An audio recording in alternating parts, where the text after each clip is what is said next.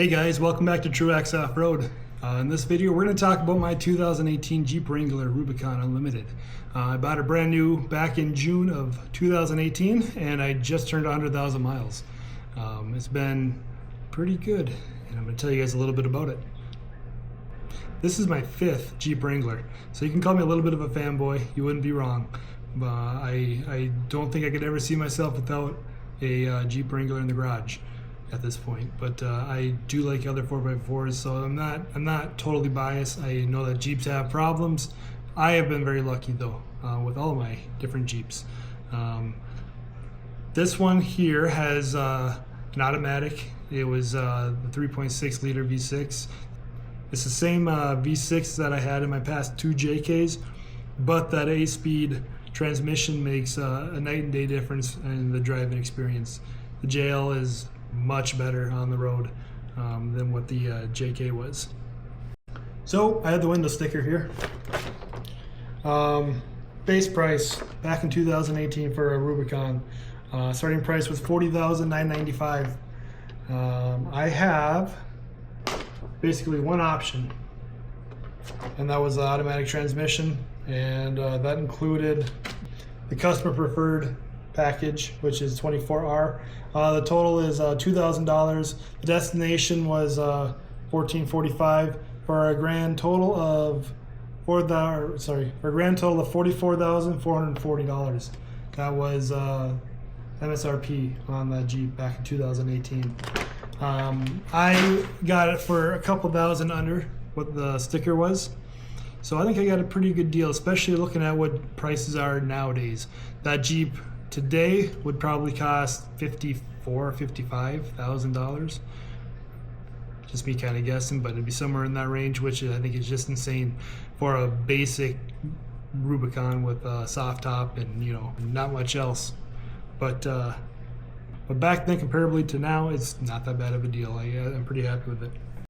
So what I'm going to do is I'm going to kind of break down this video into a few different categories, and we'll go over things like reliability, the maintenance, interior quality, exterior quality, paint, and going to talk about my experience. I know that's not going to be everyone's experience, but this was my experience with this Jeep. So this Jeep has spent its whole life here in Arizona.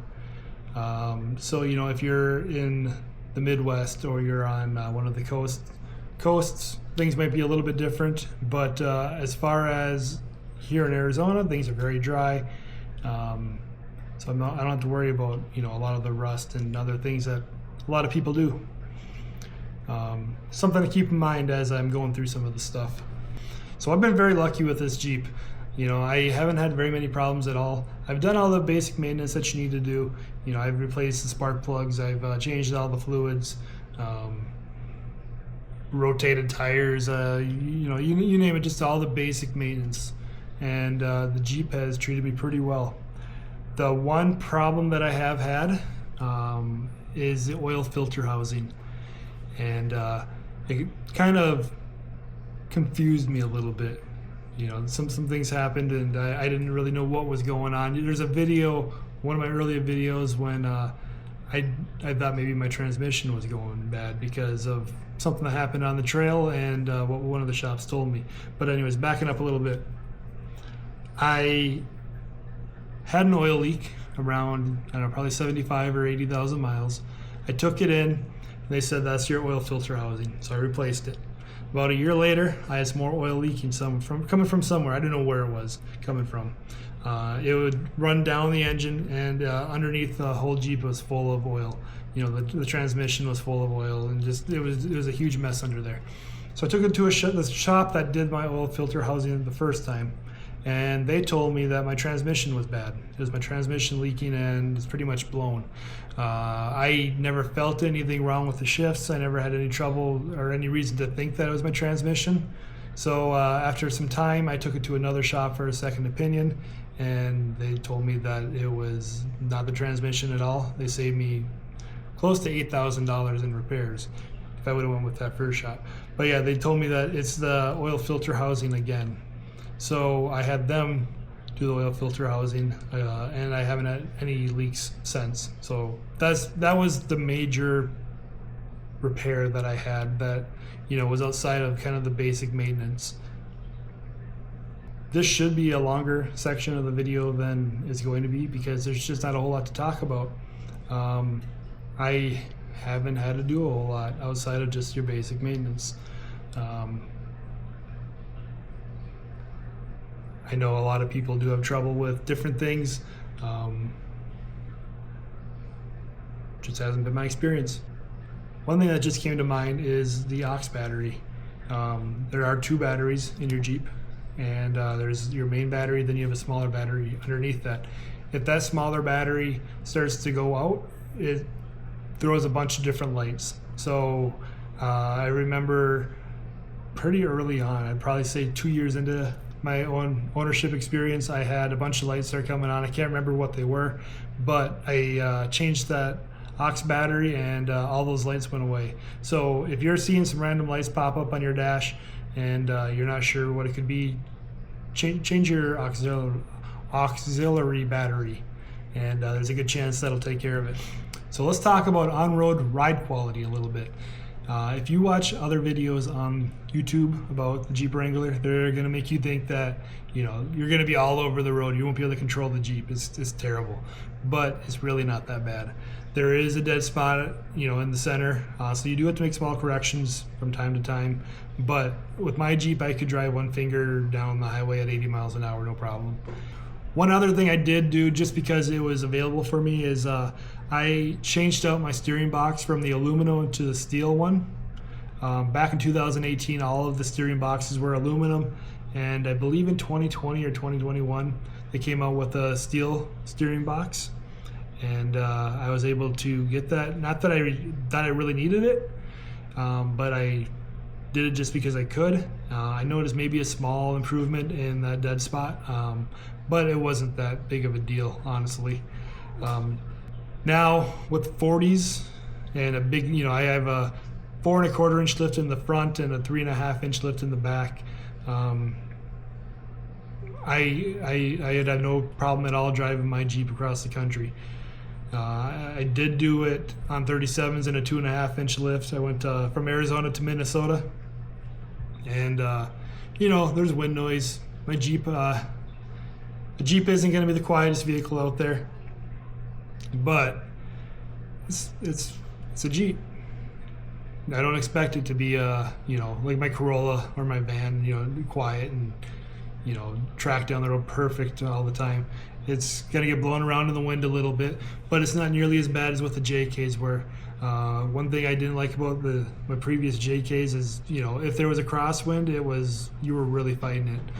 With the JLs, I don't know what all they changed. I know the windshield's raked a little bit more.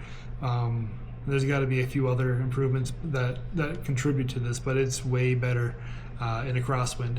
But don't let people talking about how terrible the Jeep drives on the highway scare you away from getting one, because in my opinion it's not that bad. So one complaint on road that I don't have off road is the width of the vehicle.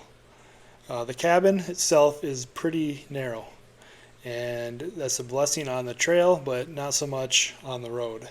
There's not a whole lot of space for people and your stuff, but on the trail I appreciate it because you're not scraping off every single bush or every single tree that you go by. The back of the Jeep is not too bad for storage. The back seats do fold down, so if I have my golf clubs and I don't want to take, you know, the clubs out, I just throw a seat down and throw them in the long way. But yeah, if I'm taking my golf clubs and I have the kids' car seats in the back, I got to take my woods out to get them to fit in the back of the Jeep properly. The interior of the Jeep looks really nice. I added a different screen, and it pretty much looks identical to what the 24, 25 models do. Not much else has changed. They added, you know, the side curtain airbags, which I don't have, and they added, you know, power seats in some of the higher trims, but I still think that the interior holds up. You know, 7 years later, it looks good. So I mentioned I upgraded my radio. If I were to go back and order my own Jeep, one thing I would do differently is get the upgraded Alpine audio. The standard audio kind of sucks. It is better than the old JKs, but it's still not very good. After upgrading the head unit, all the speakers, and adding an underseat sub is still pretty crappy. So my visor decided it didn't want to hang on anymore, and it actually fell out of its hole where it mounts up in the roof. There is a little bracket that I bought off Amazon that you screw up into the plastic and it holds it in place, and haven't had any trouble since. The passenger side's still good, but it doesn't get used very often. I do have another one of those brackets in case it does happen. But yeah, if you guys had that happen to you, it's a cheap fix. It's like $10, and there's no point in buying another visor from Mopar that's just going to break again. The seats are holding up pretty good. You know, I'm kind of a thick guy. I like to hang off the edge of the seat a little bit. There's a little bit of a mark on the seat, but it's hanging in there. I do think the cloth seats are more durable and more comfortable than what the leather would be. The steering wheel is doing pretty good. It's got a few wear marks towards the top from the sun, but it's hanging in there. I wouldn't mind replacing that, you know, in the future, but for now it'll be okay. After probably 3 years, I started to notice that the armrest on the driver's side door was showing some wear. There's a mark from where my elbow likes to sit, and a few years later, my right elbow on the center console is also putting a little mark on it. There's something that I want to replace in the future. It's not that big of a deal to me, but I wouldn't mind having something fresh in there again. One thing that drives me crazy is the nets that they have for storage on the doors. Jeep had the problem back in 2007 with the JKs.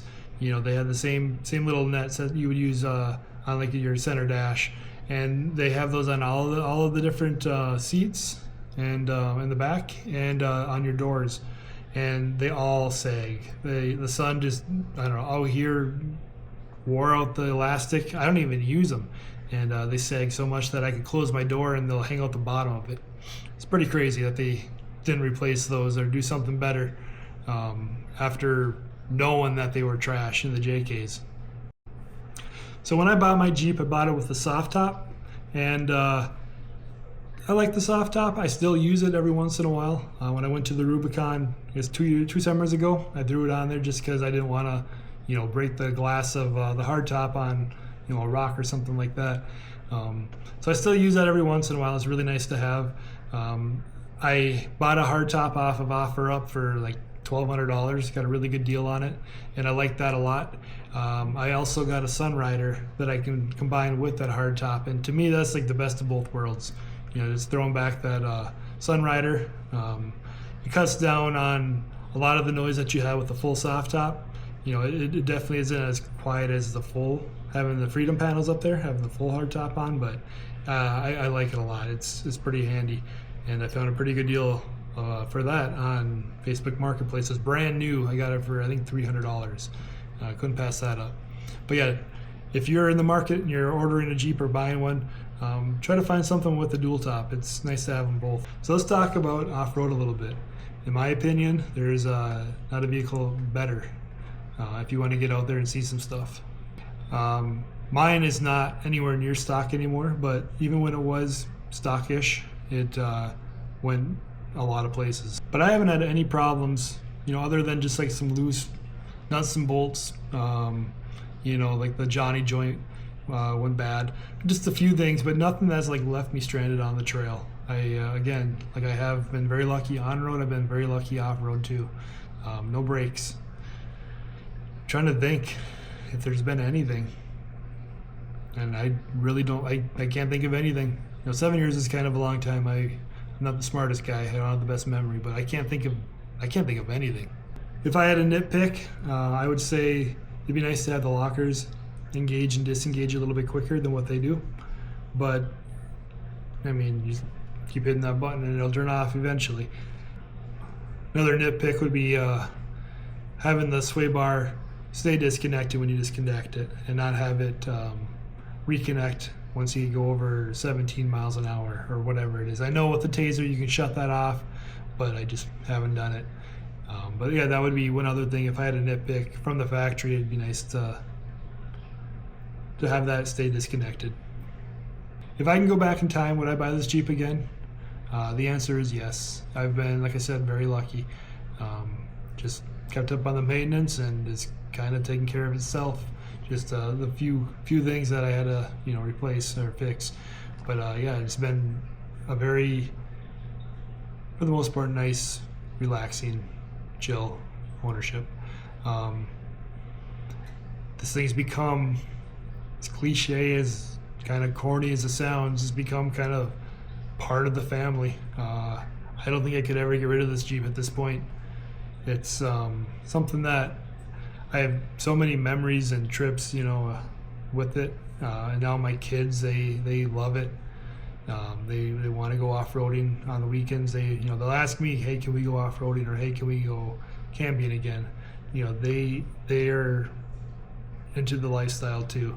And for me, when I have my free time, I'm sitting there watching Jeep videos on YouTube, or I'm on the Facebook groups, kind of looking at other people's builds, and planning trips whenever I can.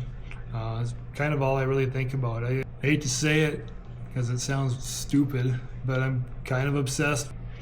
The community's been pretty awesome. I've met some great people, some of my best friends, that I think I'll have for a lifetime. I've met because of the Jeeps. I had one friend that I met through let's see, what's it called, Labor Day Safari up in Moab. He bought a house in Moab just for his friends. He doesn't live there. He lives in Colorado, but he bought this house as a place where his Jeep friends can go and stay for free. So whenever I want to go to Moab, I just give him a call, say, hey, can I stay at your place? And he'll say, yeah, here's the code for the door, and he lets me go. It's pretty awesome. When I purchased it, it was, a lot of money at the time for me. And the way I kind of justified it, the monthly payment is, it's not just an appliance for me. It's not just a vehicle that I'm driving to work and back. It's something that I'm using to get out there and experience the outdoors and make memories and have fun with. But I'd love to hear from you guys. Have you guys had good luck with your Jeeps like I have? Have you had bad luck? Are you just looking for information on your next purchase? Whatever it is kind of leave a message. Let me know what you guys are thinking. If you guys could like, subscribe, share the video. Hopefully we'll see you guys on the trail sometime. It might be fun to do a subscriber run sometime here soon. But thanks for watching, guys. We'll see you out there.